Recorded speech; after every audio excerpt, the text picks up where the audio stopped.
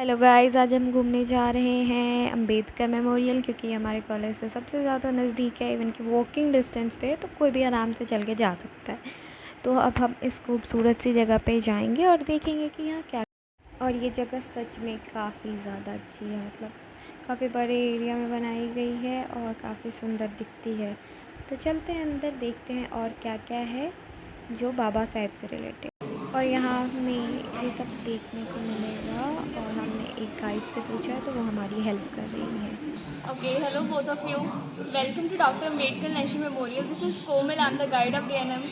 ये जो मेमोरियल देख रहे हैं उसका उद्घाटन हमारे माननीय प्रधानमंत्री श्री नरेंद्र मोदी जी द्वारा 13 अप्रैल 2018 को करवाया गया और 14 अप्रैल 2018 को पब्लिक के लिए ओपन कर दिया गया। यहाँ टोटल 5 जोन्स हैं, 27 एग्जीबिशन, जिसमें बस की पूरी जीवन यात्रा को दर्शाया गया। पहले की कोठी हुआ करती थी, जिसे डिमोलिश करके मेमोरियल बनाया गया है। बादशाह का लास्ट रेजिडेंस हुआ करता था। ये बादशाह ने अपने जीवन के अंदर नासा से जगह पर ली। सबसे पहला एग्जिबिट ये है, बादशाह से रिलेटेड कुछ पिक्चर्स और आइकन्स हैं जिन्हें मैग्नीफाई करके ऐसे वॉल्स पे शो किया गया है। सबसे पहले है Mhow, military headquarter war. Madhya Pradesh में एक जगह है जहाँ बादशाह का जन्म हुआ 14 अप्रैल 1891 में। एल्फिंस्टन कॉलेज बॉम्बे। बादशाह was the first employees enter in the college. बादशाह गंज समाज के पहले से व्यक्ति थे जिनका एडमिशन इस कॉलेज में हुआ।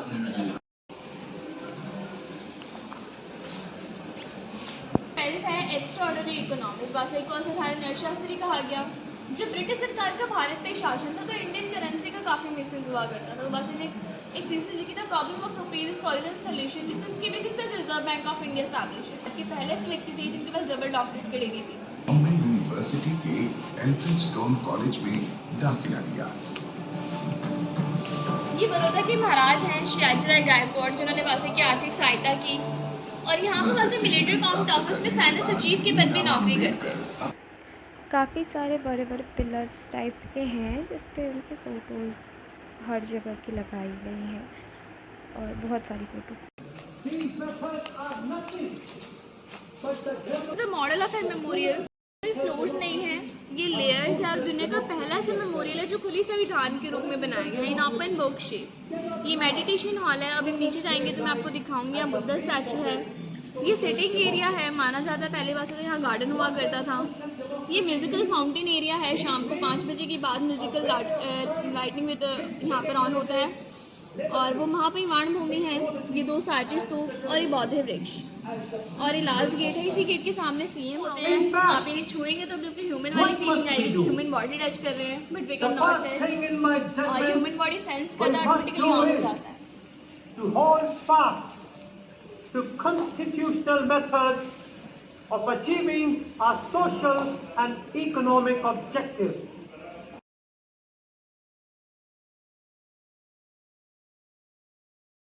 और वहाँ से इसका रिफॉर्म लिया गया है और यहाँ पर ये अलग अलग धर्मों का कंसेप्ट है। हर कोई अलग धर्म से बिलोंग करता है। The second thing we must ये हमारी फर्स्ट कैबिनेट है, पहला मंत्रिमंडल। आप बादशाह को वहाँ बैठे हुए देख रहे होंगे। हमारे देश के सबसे पहले राष्ट्रपति डॉक्टर राजेंद्र प्रसाद जी और ये एस.पी. मुखर्जी हैं। तो जो पंडित जवाहरलाल नेहरू जी ब्रिटेन और अमेरिका के कुछ एक्सपर्ट्स हमारा भारत का संविधान लिखवाना चाह रहे थे और ये बात जब महात्मा गांधी जी को पता चलती है तो वो कहते हैं जो हमारे भारत में इतना बड़ा ज्ञानी है, सर्वज्ञाता है, जिसने कोलंबिया में कॉन्स्टिट्यूशन को पढ़ लिया था, तो हमने देश का संविधान किसी और से क्यों लिखवाएं।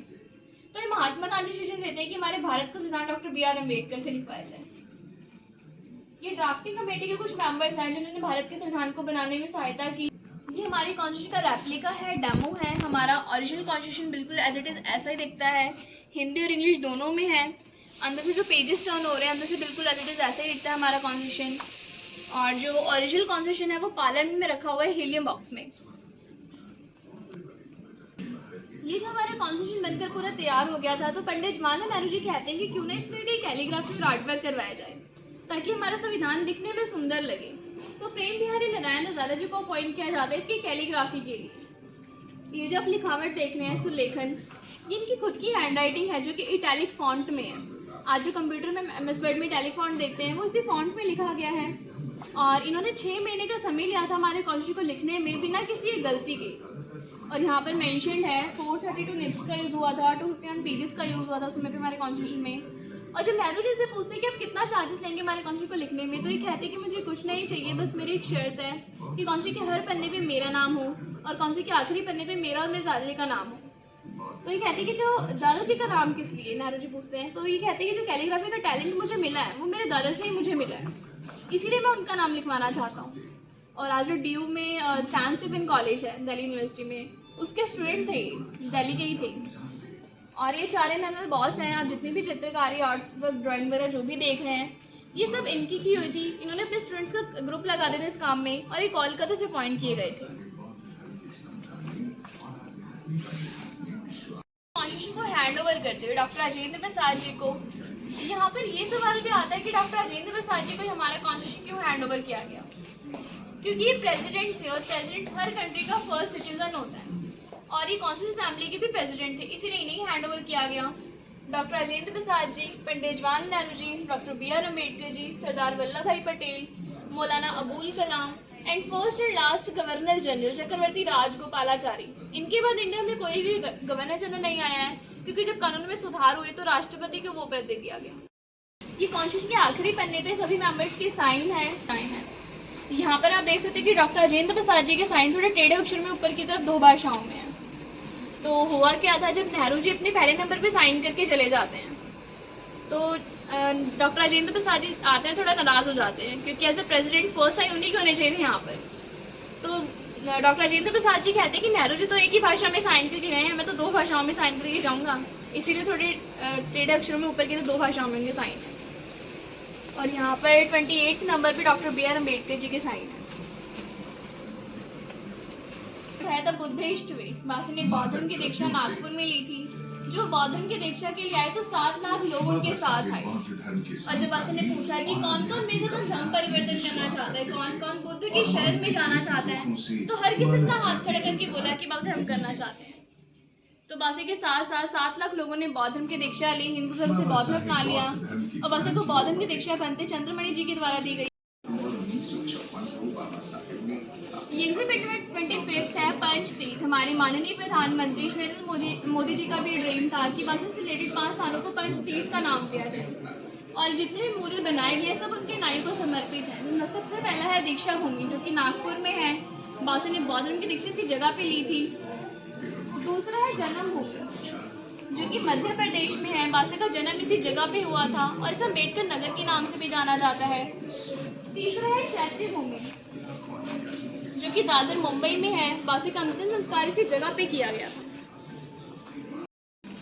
ये हमारा चौथा पंचतीर्थ है शिक्षा भूमि, जो कि लंदन में है। जब बासी लंदन स्कूल ऑफ इकोनॉमिक्स में पढ़ा करते थे तो इस जगह पे रहते थे, और ये 3 मंजिला है। अभी जो इतना पोर्शन देख रहे हैं, ये महाराष्ट्र की गवर्नमेंट ने परचेज किया हुआ है। यहाँ पर मेमोरियल बनाने में, बासी की प्रतिमा वगैरह लगाने में 800 करोड़ की कीमत लगी है। और ये महापरिनिर्वाण भूमि है, जिस जगह पर अभी हम हैं। महापरिनिर्वाण इसलिए कहा जाता है क्योंकि बौद्ध धर्म में जिनका निधन हो जाता है उसे परिनिर्वाण कहा जाता है, कि मनुष्य का देह तो निश्वर हो जाए पर उसके विचार कभी निश्वर नहीं हो। कुछ ड्राइंग रूम्स की हैं, कुछ बेडरूम्स की हैं, और ये आर्टिकल्स हैं जो उस समय पे न्यूज़पेपर में छपे कि हर से वापस नहीं रहे। यहाँ तक हमने दिल्ली का सीन दिखाया, उसके बाद बॉम्बे का सीन है।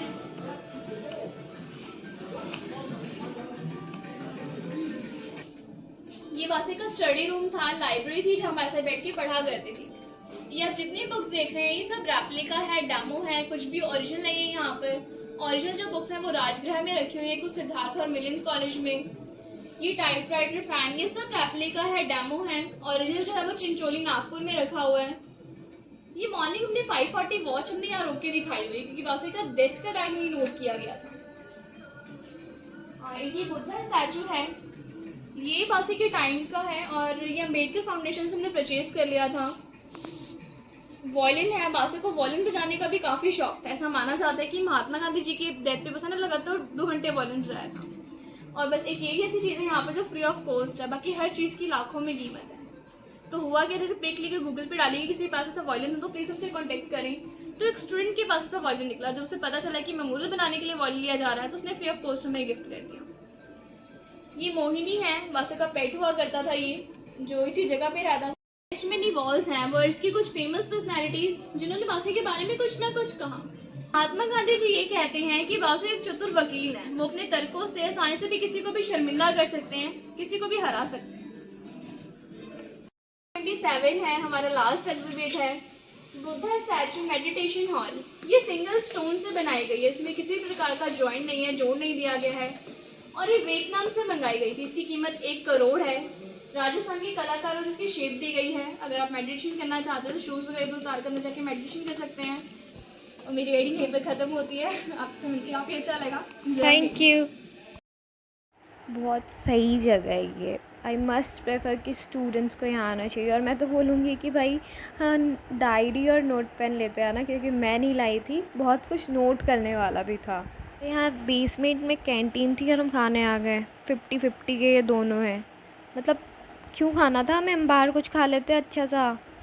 चूना लगवा लिया खुद को ही।